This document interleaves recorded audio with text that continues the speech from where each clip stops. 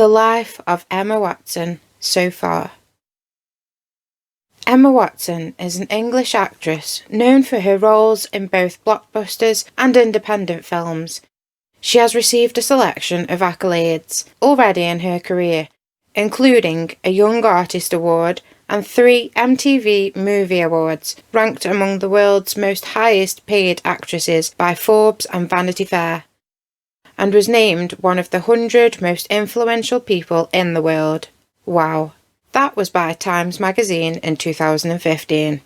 Most famous for her star role as Hermione Grainger in the Harry Potter film franchise. Clearly, Miss Watson is a much-loved name in both British and nationwide hearts. So let's take a look into her life so far. Emma Charlotte Dewar Watson was born on the 15th of April 1990 in Paris. Well, I never knew that.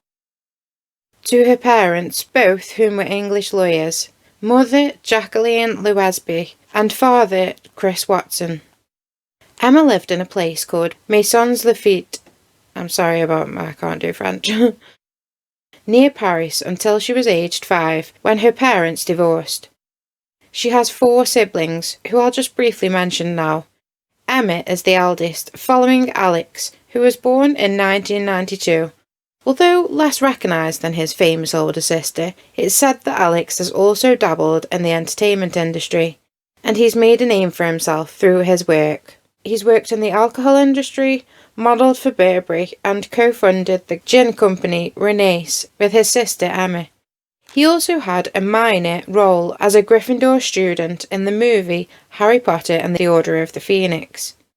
A small part, yet one that would open many doors for his acting opportunities. Emma and Alex have always shared a special bond, which is clear to see in their photos together. Also modelling for Burberry alongside each other.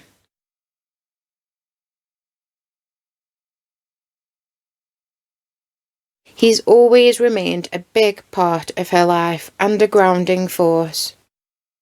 Following Emma and Alex's parents' divorce, their father would go on to have 3 more children with a lady named Julie Watson. The first was another brother named Toby, born 26th of February 2003 in Paris, France. Now Toby, he's chosen a different path in life, remaining relatively private. Emma has always respected her little brother's choice of low-key lifestyle. I mean, why not? Not everyone wants to be famous. Many people don't. Their bond, however, remains strong, built on love, shared memories, and a deep understanding of one another. She shares such great natural camaraderie with her 2 brothers, often seen supporting one another's endeavours. Emma has expressed her gratitude of having such supportive brothers, crediting them both for keeping her grounded and reminding her of what truly matters in life. Their close-knit relationship has strengthened Emma, helping her navigate the challenges of fame and to maintain a balanced perspective on life. That's beautiful, and much like the relationship I share with my loving brothers.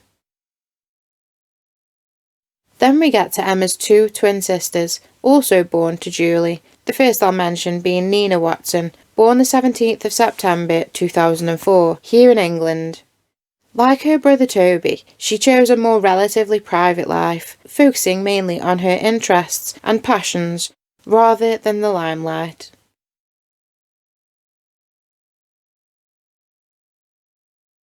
She has a deep-rooted love for animals and nature, leading her to advocate for animal welfare and environmental issues. This passion resonates with her sister Emma's activism and dedication to improving the world.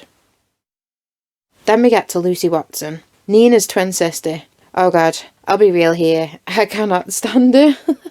It's from seeing her on Made in Chelsea, this reality show we have here in England.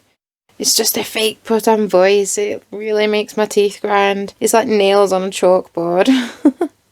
And then there's her personality. Honestly though, her voice, it's not because it's posh or anything, that's fine. Like, I like Emma's voice. It's put on. I can't explain. Like, extra. you know. But anyway, I'm not here to judge or put my own views in here as such. It's mainly just telling you all about them, and in respect of Emmett, I shall. She apparently appeared in a film, Ballet Shoes, and portrayed a younger version of her sister Emmett in 2007, which I struggled to find photos of, but I think this is a photo of her in that film. It's said that she is also very close with her sister.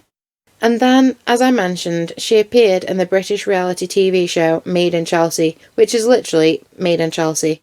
A programme where you just basically follow a bunch of rich kids or people who have mostly been born into money and wealth, and well, they just make you jealous of their rich and opulent lives, really. I used to love it though, to be fair. And it's a really popular reality show.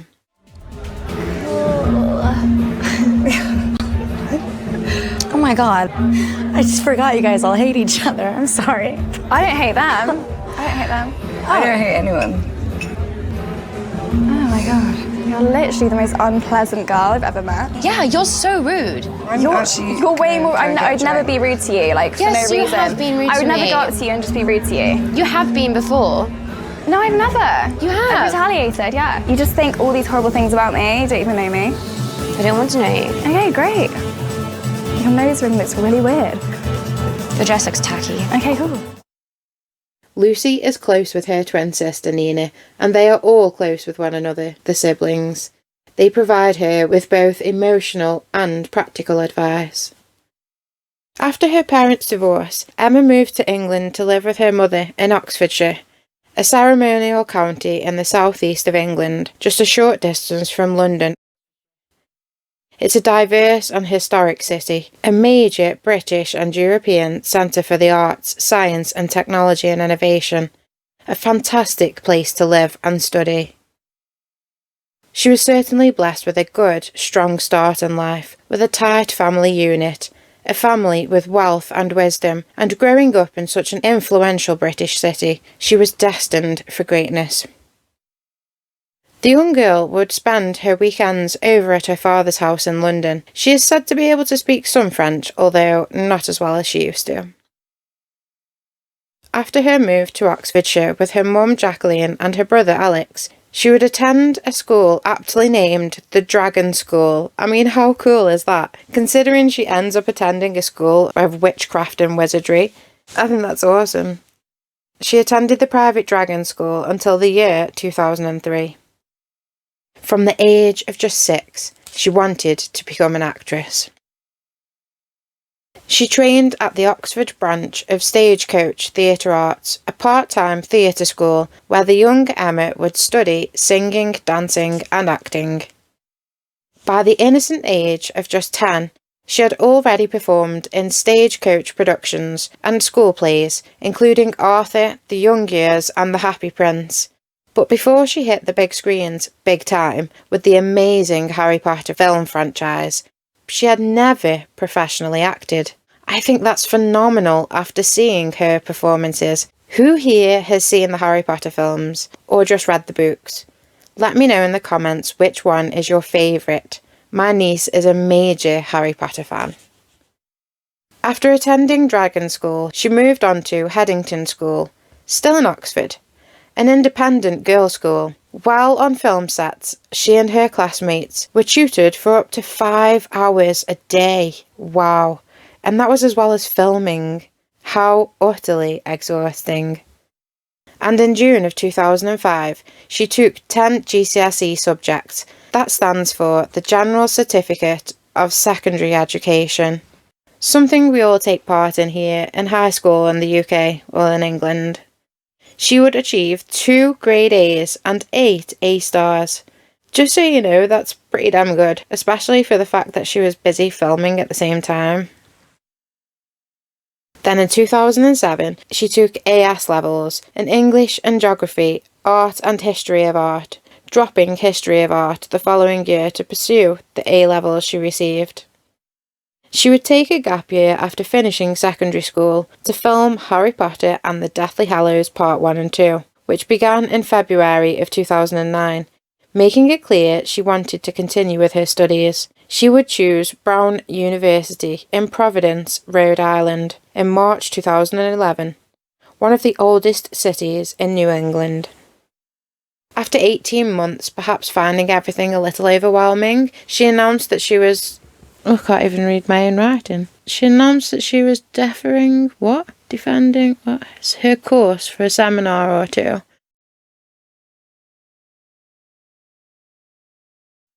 Though she would attend Worcestershire College in Oxfordshire during 2011 and 2012 academic year as part of the visiting student programme. I'm so sorry guys, I couldn't read that. I remember I was falling asleep when I wrote that bit. Anyway. On the Ellen DeGeneres show, she said that she took 5 years to graduate instead of 4 due to her acting work. She would end up taking 2 full seminars off. Maybe that's what I was trying to write up there. On the 25th of May 2014, she graduated from Brown University with Bachelor's of Arts degree in English Literature.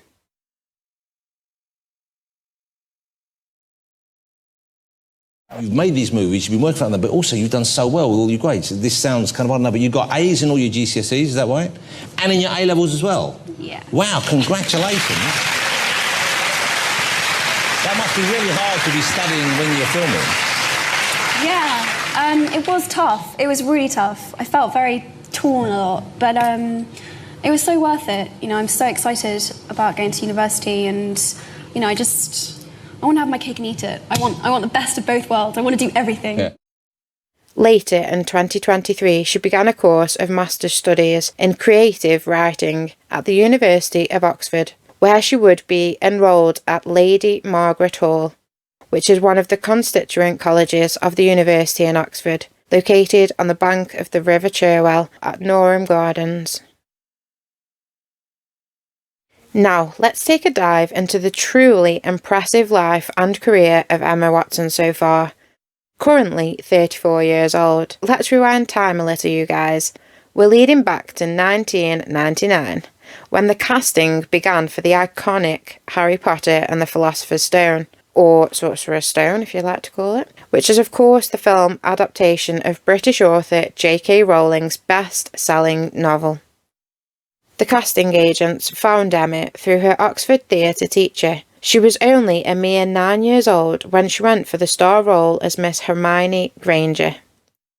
Although it actually took a total of 8 auditions before the inexperienced junior actor would land the role, J.K. herself supported her castings even from the very first screen test.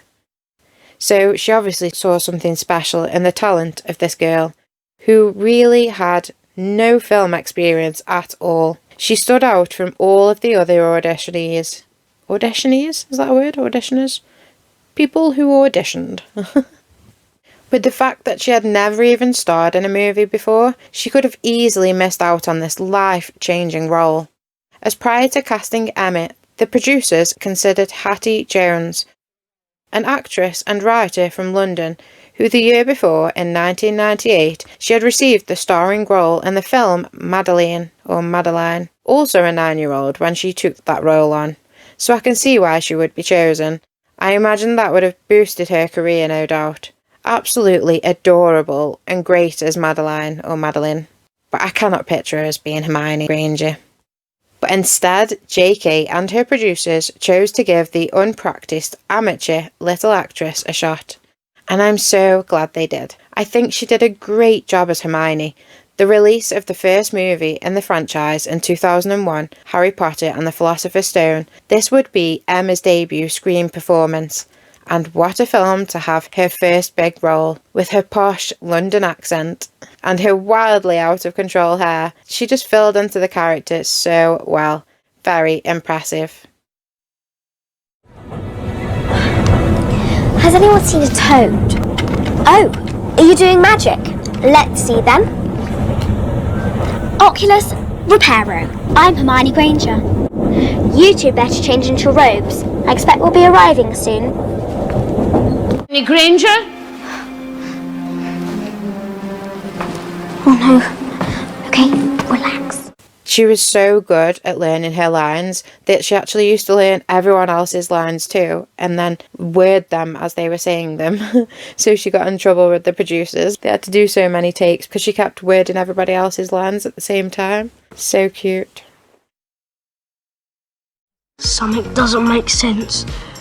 If all Snape wants is the Sorcerer's Stone,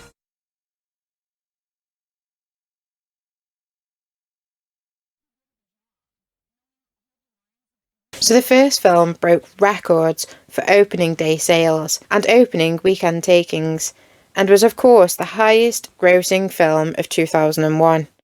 Emma would even be singled out for her performance. The critics even gave her particular acclaim.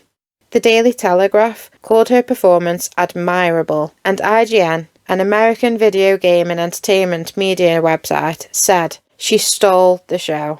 Wow, what an honour. In such a huge movie, and with so many big names and personalities, this little 9-year-old girl managed to steal the show. My name is Emma Watson, playing the part of Hermione Grainger. she will not lose! I'm the great vampire. There's nothing you can do to stop me. No, stop.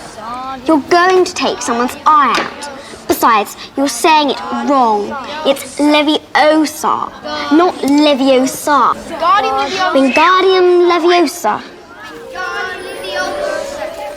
Even being her first real-time acting.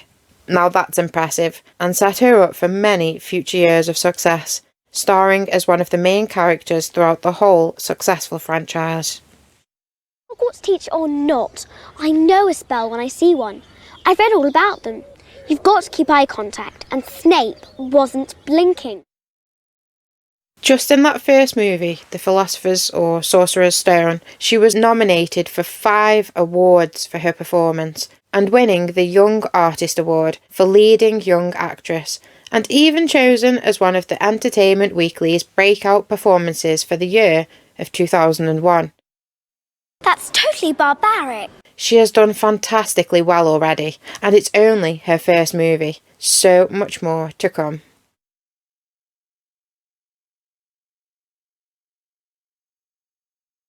So we want to introduce you to 2 new actors, Rupert Grint and Emma Watson. Morning, nice to see you all. Had pretty much of a whirlwind, well gosh, a whirlwind year, but the past couple weeks have been really crazy. What have you guys been up to?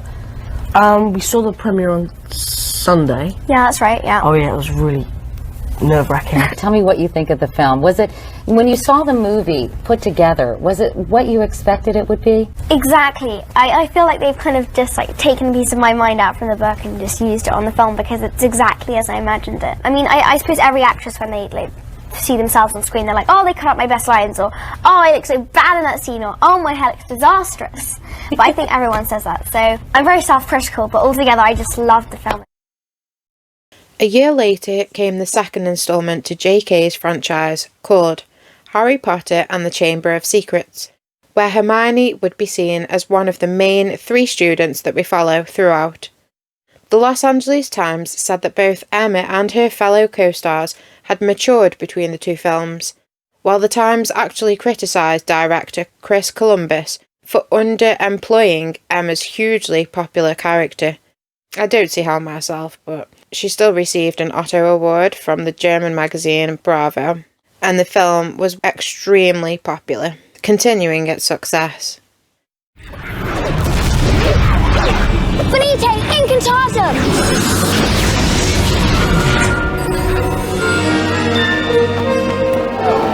What did you do to your glasses? Oculus Reparo.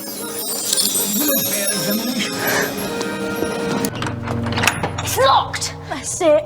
We're done for. Oh, move over! Hello, Hamora. Get in. Alohomora. Standard Book of Spells, Chapter 7. Devil Snare, Devil Snare. It's deadly fun, but will sulk in the sun, that's it! Devil Snare hates sunlight. Luma Solem. You told me the one person you wanted to meet was Brad Pitt because of this whole huge, mega success. Have you gotten to meet him? No, not yet. But there is a chance he might be at the LA premiere. But if he is there, I will just be so cringing. If he's heard any of my interviews, he'll probably be like, did I mention the action figure of me? No. Okay, well that's pretty mad. Now, do you collect all these things? Do you have the Lego model and the action figure? Do you have all of those things serious? at home? No way. No? They don't look anything like me. They're a disgrace. Now, the second one is so much better. I wanted to see what you were going to say. I think...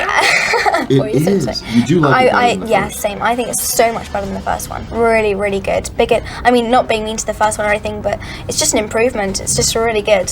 Yeah, more complicated plot, I think.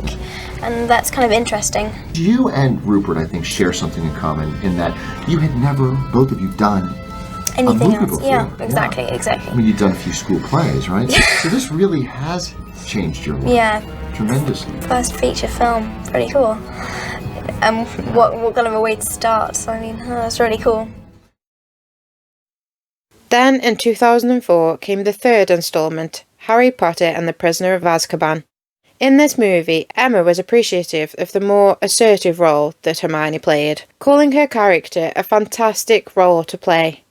Now, although The Prisoner of Azkaban proved to be the lowest grossing film in the entire franchise, Emma still stood out with her charming on-screen show of her personality and passion for being an actress.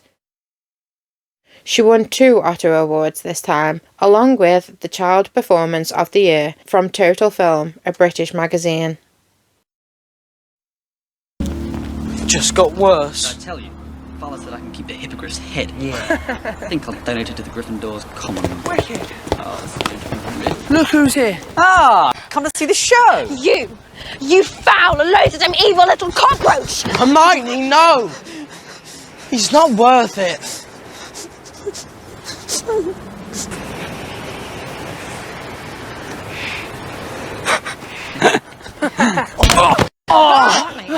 Malfoy, you okay?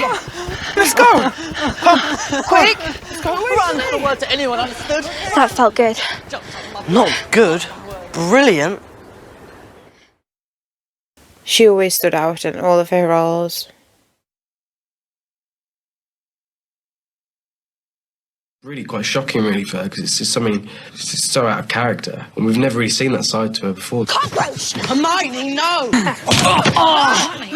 Malfoy, you okay? Such a good moment, and the fact that she hits him with a fist, and it's not like a spell or something, it's actually like a physical hit. There's something very satisfying about that. I actually originally said in the script that Hermione slaps Draco. I think they were worried that a punch was going to be a little too physical. So I said to Emma, do you want to run this? We should rehearse it. We should make this as convincing as possible. Slap me. She's like, no, I'm not going to slap you. I said, go on, slap me right now. Let's just do this, do the motions. And when I said slap me, I was like, movie slap me. I'm probably sure I feel terrible. I feel really bad. Just went and just smacked me right across the face, which completely took me, I didn't know what to do. And I was just like, yeah, that was really good. That was great. And kind of walked off sheepishly. Nerd, bookworm type thing, and you see a different side to her as well. So I think this film's much more personal. You're very feisty in this film. I mean, wow, it's great to see her. The part with Draco, I mean, was that tough to do it, or was it been building up? I loved it. I absolutely loved it. I would have done it for weeks on end. I had such a great time. Yeah, but how would Emma deal with a school bully? Well, I've always wanted to punch a guy. I'd love it. I think it'd be great. It was a good release, I'm sure. In terms of the stunt work, you really get knocked around a lot. Tell me a little bit about doing that. Hermione is, she's doing everything in this film. There's much more action in it. Yeah. She's rock and roll. Then we get to 2005, and Harry Potter and the Goblet of Fire was released, where both Emma and the film series would reach new milestones, setting records for opening weekends. Critics praised the increasing maturity of Emma and her young co-stars. Dean was told by Parvati that... Please don't ask me to say it again. Hagrid's looking for you. Well, you can tell Ronald... I'm not an owl! Emma commented how filming on the set was very real, including arguing amongst co-stars. She said, I loved all the arguing. I think it's much more realistic when they argue, and there would be problems. Yeah, it's like proper teenagers then, isn't it?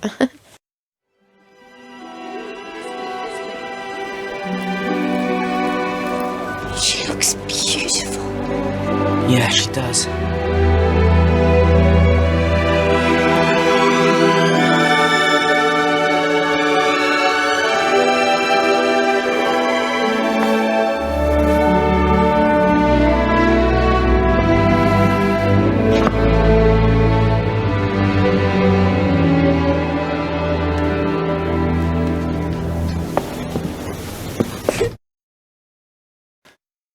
Nominated for 3 awards for the Goblet of Fire, she would win a Bronze Otto Award this time.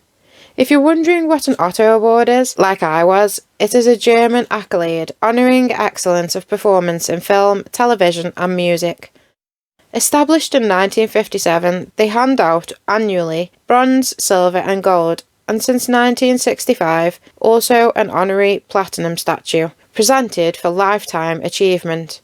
Actress Sophia Loren and actor James Dean have both won gold. Emma actually almost quit the film franchise at this point, saying, "I think I was scared. I don't know. If you ever felt like that, to be at a tipping point where you were like, this is kind of forever now." Wow, imagine if she did, guys. I'm sure young stars like her always feel under such immense pressure, not only to be as good as before, but to be expected to exceed in taking over their previous movie roles, making them constantly better and better to keep the audience captivated. That must be so stressful, especially when you're still only a child like she was. But thankfully, she didn't give up and would continue her success in front of the screen.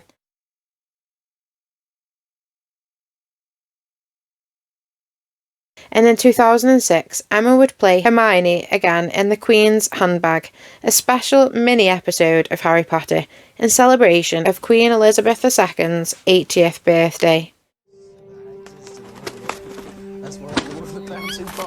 There's a letter. I can't make it out. It's all smudged. I think it's from the minister. Hang on a minute.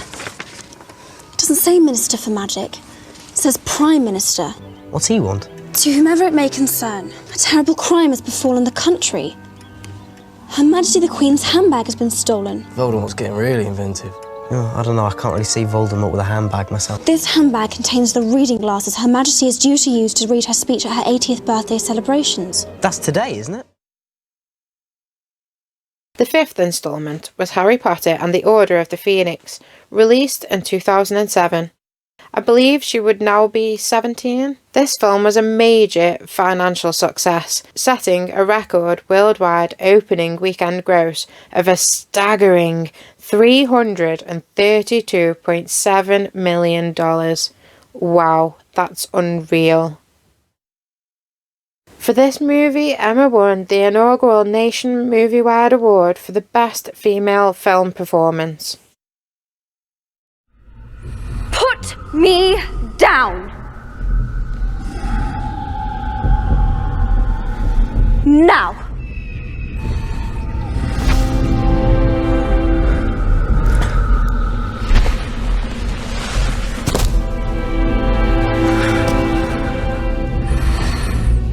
You're right. Fine. Just needs a firm hand is all.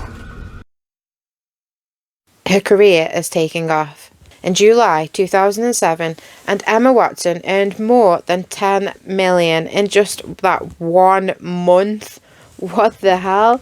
She would even acknowledge that she would never have to work again for money. That's crazy. £10 million in 1 month. Wow. At that age as well. What do you do with all that money? Crazy. Prior to the Order of the Phoenix release, the future of the franchise became in jeopardy, as all 3 lead actors were hesitant to sign to continue their roles for the final instalments.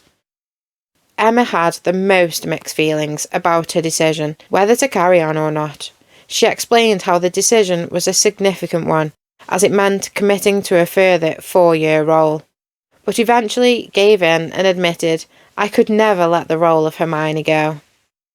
He's at perfect liberty to kiss whomever he likes. I really couldn't care less. Was I under the impression he and I would be attending Slughorn's Christmas party together? Yes. Now, given the circumstances, I've had to make other arrangements. Have you? Yes. Why? Well, I just thought, seeing as neither of us can go with who we'd really like to, we should go together as friends. Why didn't I think of that? She signed for the 4-year contract as Hermione Grainger on the 23rd of March 2007. She joined Conan O'Brien on his late night show. I auditioned when I was 9, and I started filming when I was sort of 10, 11. Is it strange for you, because these movies are ubiquitous, you see them on television, do you ever come across yourself in that first film, and how does that feel? Quite horrible, to be honest. It's really, yeah, very, very strange. And especially like in this one, there's loads of flashbacks to the first film, so I get to see a lot of that. I guess I just used to have such chubby cheeks and such like a high voice and the big hair and... But the chubby cheeks and the big hair and the voice made it. What you on about? It's so cute. I wish the big hair stayed on, to be honest. It was kind of the thing. The same year, Emma would slightly separate from Harry Potter by allowing herself to explore a new role.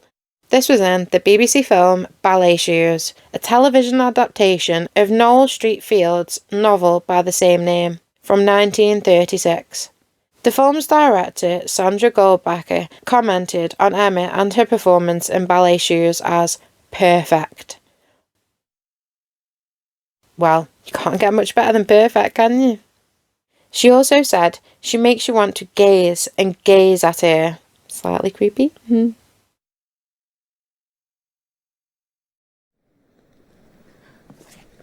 I am that merry wanderer of the night. I jest to Oberon and make him smile. When I a fat and bean-fed horse beguile, neighing in likeness of filly foal. Sometimes lurk I in a gossip's bowl, in very likeness of a roasted crab. And when she drinks against her lips, I bob, and on her withered dewlaps pours the ale. The year after, Emma voiced an animation character that was called Princess P, a children's comedy. Robbie Coltrane, who plays the adorable giant in Harry Potter as Hagrid, also starred alongside Emma. Oh, I love big hairy Hagrid. This particular film grossed $87 million worldwide. Wow. The 6th Harry Potter film was Harry Potter and the Half-Blood Prince, and the main lead actors and actresses were now in their late teens. I can imagine perhaps even more would be expected of them now. The Los Angeles Times described it as a comprehensive guide to contemporary UK acting, and the Washington Post thought that Emma gave her most charming performance to date. What about you, Miss Grainger? What exactly does your family do in the Muggle world? My parents are dentists. They attend to people's teeth. Fascinating. And is that considered a dangerous profession? No. Although, one boy, Robbie Fenwick, did bite my father once. He needed 10 stitches. With the final instalment to the Harry Potter series being Harry Potter and the Deathly Hallows. The original book was divided into 2 films that were shot consecutively, apparently due to financial and scripting reasons. Part 1 was released in November of 2010, and the second was released in July the following year, Harry Potter and the Deathly Hallows Part 2. These became a commercial and critical success. It also turned out to be the highest grossing film in the complete franchise of movies.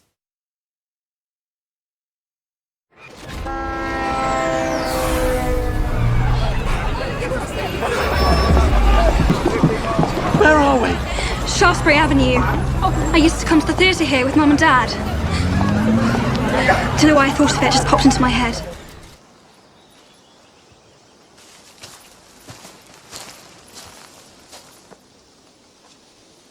It grossed more than $1.3 billion worldwide. Oh my, that's a lot of money.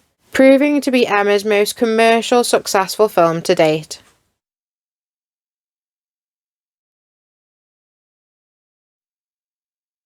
But Harry Potter aside now, Emma has accomplished and done many other things during her bright on-screen career so far. Actually, there is a lot to cover, so I'm just going to pick up highlighted parts to talk about, but there will be more information I could have included. I just don't want to make this episode hours long. Emma would appear in a music video for the indie rock band One Night Only, after she had met the lead singer George Craig at the 2010 Winter Summit Burberry advertising campaign. It was called Say You Don't Want It, the song she featured on. Her next film following the end of Harry Potter was a film called My Week with Marilyn, a biographical drama film all about Marilyn Monroe. It was directed by Simon Curtis and written by Adrian Hodges, starring Dame Judi Dench. Lucy, I'm so sorry. I completely forgot. I've been so busy. So I hear. Marilyn Monroe fancying you. Come. This film received generally positive reviews and grossed $35 million worldwide. Then, in 2012, Emma starred in the American coming-of-age romantic drama film called The Perks of Being a Wallflower. It opened to favourable reviews, with David Sexton of the Evening Standard claiming that Emma's performance was plausible and touching. But I don't know what I'd write about. You could write about us. Call it Slut and the Falcon. Make us solve crimes. This film was worlds apart from the child-friendly Harry Potter and let Emma flourish into a more confident young woman through her ability to play one. She said that this movie was the very film that kept her acting. She loved it. And her passion continued. She received a large praise for her role as one of the 7 teenagers involved in robberies in a movie called The Bling Ring. Based on the real-life Bling Ring robberies, whilst the film itself received mixed reviews, critics gave an almost unanimous praise for Emma's part. I think this situation was attracted into my life as a huge learning lesson for me, to grow and expand as a spiritual human being. I want to lead a huge charity organization. I want to lead a country one day, for all I know. Water delivery. Come in. Where do you want this? Hi, the kitchen. Okay, back to work. For her involvement in the Bling Ring, and shared a cell block with one of its victims, Lindsay Lohan. Yeah, I could hear her crying the first day. What is this about? Wait, what is going on? I'll explain everything to you before we're done. Put your hands behind you. Mom? Call the lawyer! Call the lawyer! Can you call the... Ow! Adam White from The Independent said that she proved remarkable.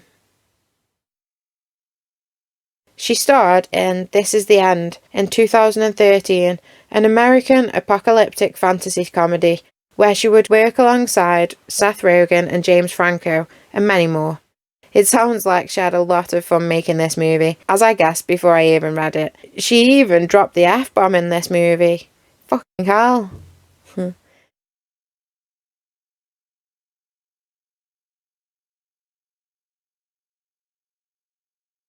I think these film roles really stepped her apart from her wholesome Harry Potter character Hermione Grainger and allowed her to grow as an actress. Chill out. Whoa! Easy! Back the fuck up! Emma! Oh! Holy shit! Jonah Hill, America's sweetheart, J-Bug, J-Bone, your friend. I would never hurt you. I'm not gonna shoot Emma Watson. Look, Emma, just stay here with us. It's a lot safer than out there.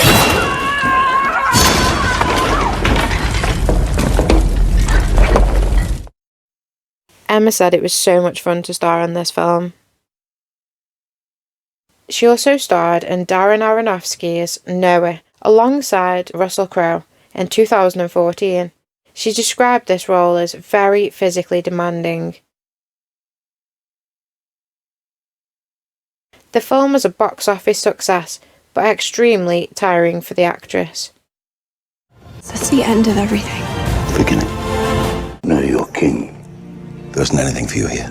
You stand alone and defy me? I'm not alone. Noah made $359.2 million at the box office. So, pretty good then. She would then turn down a role as Cinderella, stating that she could not connect with the character itself. Emma Watson would join Dame Judi Dench, Robert Downey Jr., Mike Leigh, Julia Louis-Dreyfus, I'm sorry I can't read my own writing, and Mark Ruffalo as a recipient at the 2014 Britannia Awards, presented on the 30th of October in Los Angeles, strangely enough, where Emma would receive British Artist of the Year. She would dedicate this award to Millie, who is a beloved pet hamster that passed away while she was filming The Philosopher's Stone, or The Sorcerer's Stone. The British film industry hasn't just been a workplace for me. It's been the place that I grew up. A sweet but slightly morbid example of this is when on the first Harry Potter film, my on-set hamster, Millie, had a heart attack. The set decorators built a small, mahogany-sized hamster coffin. And it had a velvet lining and a silver plaque on the front, which had Millie's name engraved on it. I take it as such a great honour that you're giving me this award tonight. Rest in peace, Millie. This one's for you. Oh, bless her. Her demure and classic British ways work so well for her. She played Reverend Iris in an episode of the BBC's Vicar of Dibley, a popular comedy drama here in the UK. Well, it used to be. She declared a year's break from acting to focus time on her personal development, plus her women's rights work. In 2017, she starred as Belle in the live-action Disney adaptation of Beauty and the Beast, directed by Bill Condon. This movie grossed $1.2 billion at the worldwide box office. Blimey heck. Emma's reported fee was $3 million up front, with profit participation, bringing her salary to up to an astonishing, wait for it, $15 million. Wow. It's unimaginable, that amount of money. Emma later commented saying, "When I finished the film, it kind of felt like I had made that transition into being a woman on screen." Emma, you said you felt like you transitioned into a woman on screen. Yeah, it somehow, there was this weird symmetry between Hermione and Belle. I think they felt very soul sistery, and actually we wrapped the movie on the anniversary of the day that I was cast as Hermione. And so they felt like there was this synergy. And what was comical for me is that usually it's the woman who's wearing a silly pair of heels that means that she can't dance and that she needs like someone to catch her.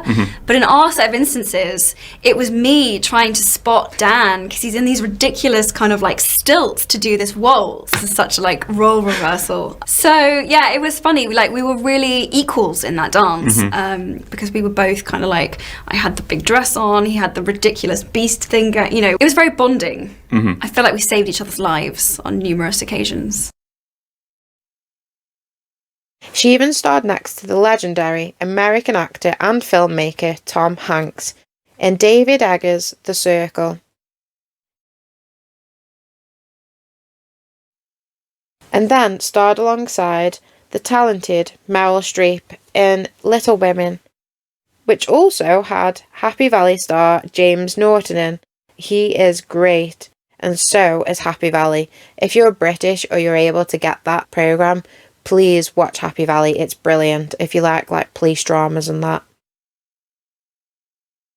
The main actress, oh my god, why can't I think of her name? Whose name I literally cannot think of right now. Fibro Fog. Oh my god, what's her name?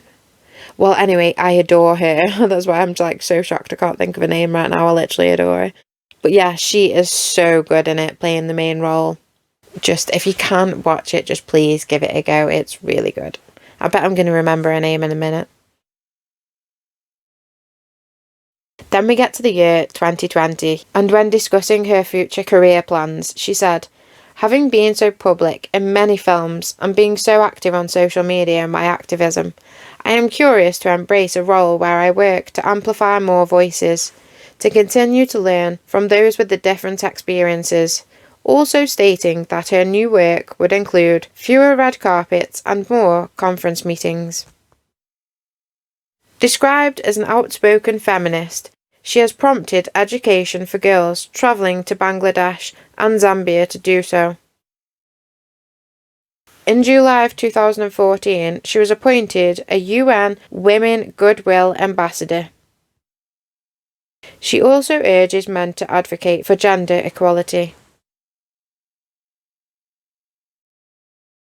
In a speech for the UN Women campaign for He for She, referring to herself being sexualised in the media from such a young and impressionable age, she garnered the belief that men and women should have equal rights and opportunities, and declared that the perception of feminism as being man-hating has to stop. Her captivating speech made worldwide headlines from both major news outlets and fashion blogs to organisation websites. I was appointed as Goodwill Ambassador for UN Women 6 months ago. And the more I've spoken about feminism, the more I have realised that fighting for women's rights has too often become synonymous with man-hating. If there is one thing I know for certain, it is that this has to stop. For the record, feminism, by definition, is the belief that men and women should have equal rights and opportunities. It is the theory of the political, economic, and social equality of the sexes. I started questioning gender-based assumptions a long time ago. When at 14, I started to be sexualized by certain elements of the media. When at 15, my girlfriends started dropping out of their beloved sports teams because they didn't want to appear muscly.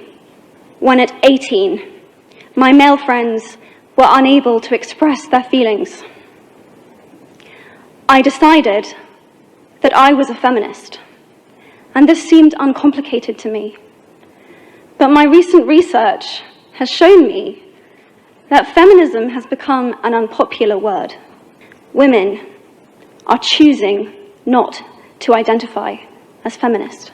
I am among the ranks of women whose expressions are seen as too strong, too aggressive, isolating, and anti-men, unattractive even. Why has the word become such an uncomfortable one? I am from Britain, and I think it is right that I am paid the same as my male counterparts. I think it is right that I should be able to make decisions about my own body. I think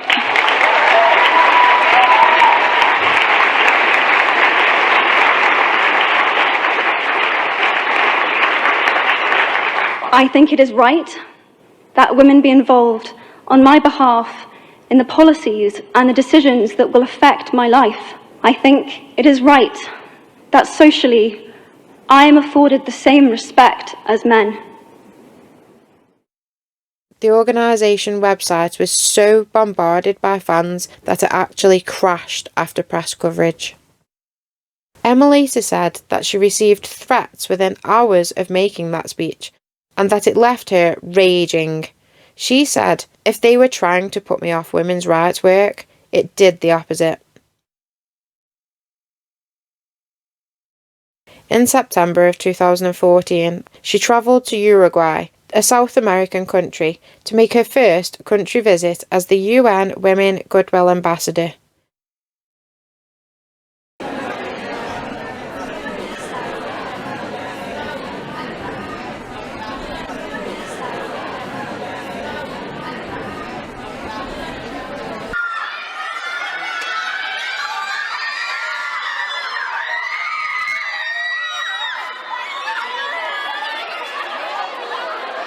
I was immensely touched to see so many young people outside the parliament here in Uruguay, and to see them in the room. And at the back of the room there were 5 young women, probably under the age of 17, who were holding a banner that said, "Say yes to more women in politics."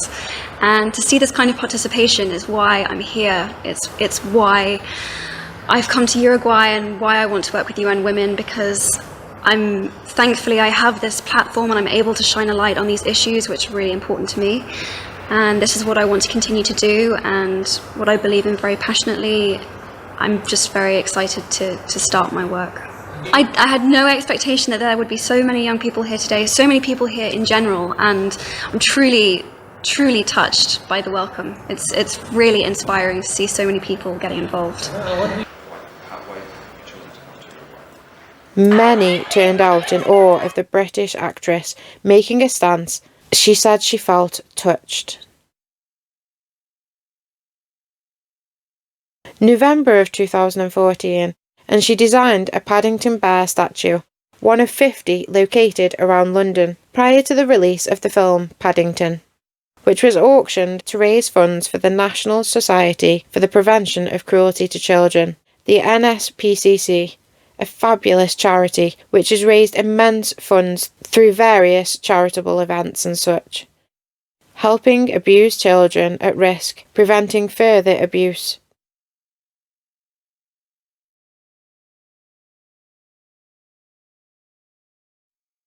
The same year she was named Feminist Celebrity of 2014. Also in 2015's Top 99 Outstanding Women, and the Time 100 list of the world's most influential people. Wow, imagine getting those honours. You're an amazing freestyler. Yes, you're an amazing beatboxer. This is great. He's lying. Happy to freestyle if you beatbox. If I beatbox, okay, but show me how. What am I doing? English school kids, that's what we do all the time. Yeah. We just beatbox. Right. This is gonna be so bad. It's gonna be awesome. Do I cover my mouth? Yeah, just for my sake. Yeah. Do I do this just so it spit at you? Yeah, Okay, it's sort of like the spit guard. This is gonna be so embarrassing. Okay. What am I freestyling about? Gender equality. Fantastic. It's International Women's Day. It's he for she. So what kind of beat do you want? Slow or fast? Whatever you got. Okay. Perfect. Yo, it's Lynn, and I have to laugh. How can we not be equal? We're like half. Like women are like half of the people on earth. And yes, they should have been equal since birth. That means all day, every day, equal pay, every way. Okay, are we really okay? Oh my gosh. Yo, this beatboxing is fantastic. Beasts, where to find them. Yo, I'm drastically changing the narrative. Look at it. You kept going. And oh my gosh, I love watching this keep flowing. Holy cow. This is such a meme. Thank you. This is the Beatbox Dream Team. That was amazing. Oh my gosh, thank you for having me. Thank you. That was the best ever. Amongst so many other things, Emma is an activist for environmental justice and climate change and mitigation.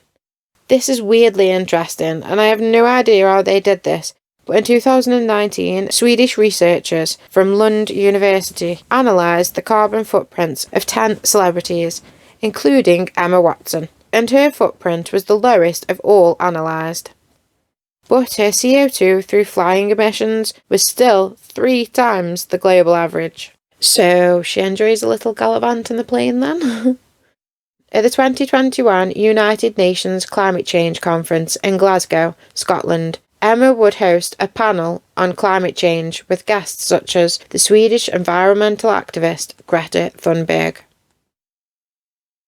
Often referred to as a role model, Emma shies away from this term, stating that it puts the fear of God into her. Of course, this term would befall a lot of pressure on the young female, always feeling that people are looking up to her and worried about making mistakes anywhere. That's a lot for anybody.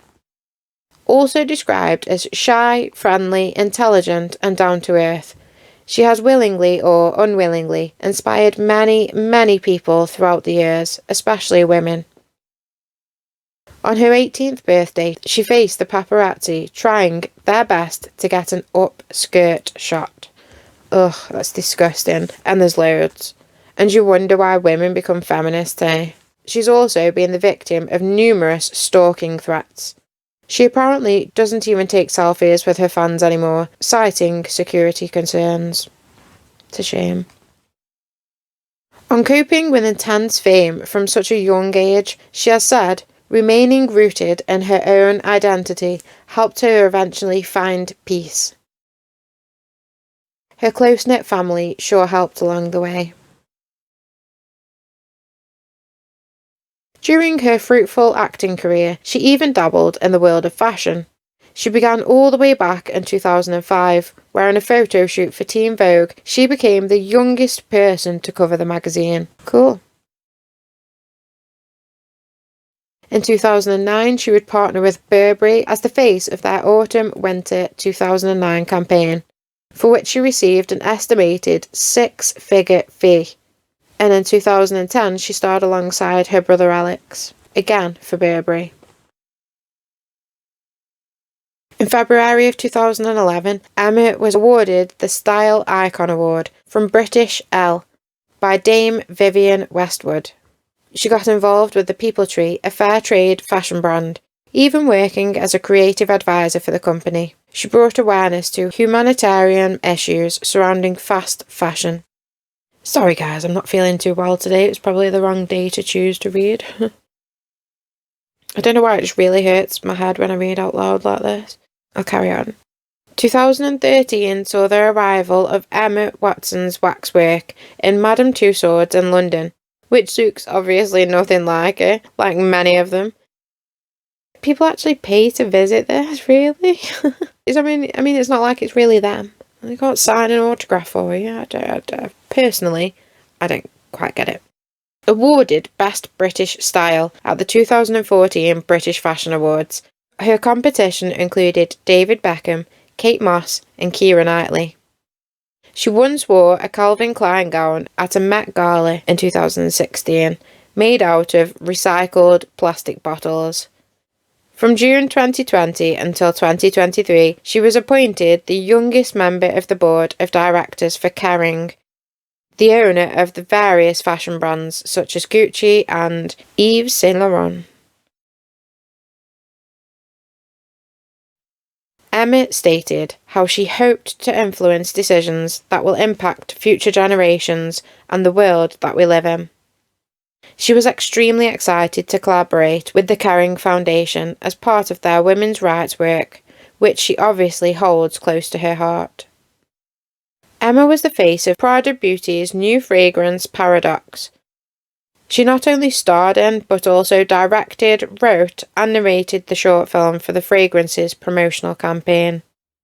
In January of 2024, she became the face of Prada's Re-Nylon collection, the sustainable product line of the brand.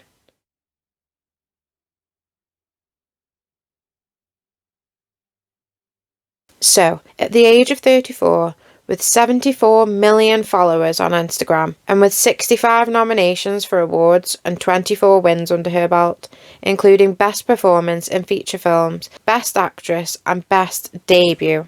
Described as a true English rose, known and loved by millions of film and fashion fans around the world.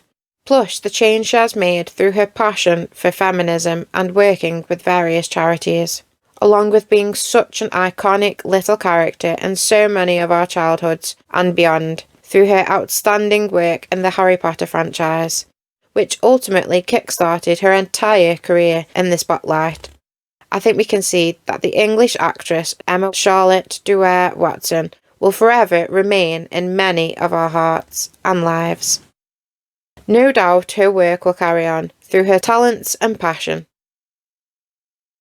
But even if she chose to stop right now, I think she already accomplished much more than many other celebrities do in their lifetime. She certainly made her mark on this planet, from her inspiringly brilliant acting skills at the young age of 9 to her devotion to the women's rights work. She's shown us she has a deep heart and a talented brain. And the Harry Potter franchise will forever remain one of the most well-known, much-loved and cherished film franchises to ever exist. That felt good. Not good. Brilliant. The difficulty with me is that I'm interested in so many different things. I can never really imagine myself doing one thing, and I'm pretty sure that I'll end up doing 4 or 5 different things. I want to be a Renaissance woman. That's my thing. I want to paint, and I want to write, and I want to act, and I want to just do everything. This was the life of Emma Watson so far. I hope you enjoyed this special episode that I dedicated to my dearest friend, Aaron Lewis. Love you.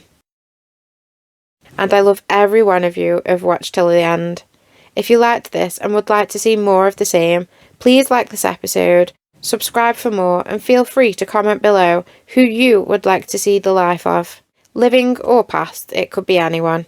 This being a more lighter series to my usual darker true crime and murder documentaries, which I will definitely continue with. It's just to break them up, really.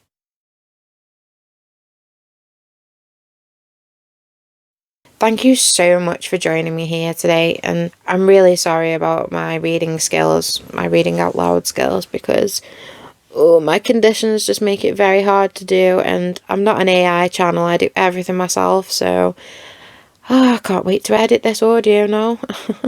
Not. Thank you so much for being here, and I will see you soon, or you will hear me soon. Random Jen.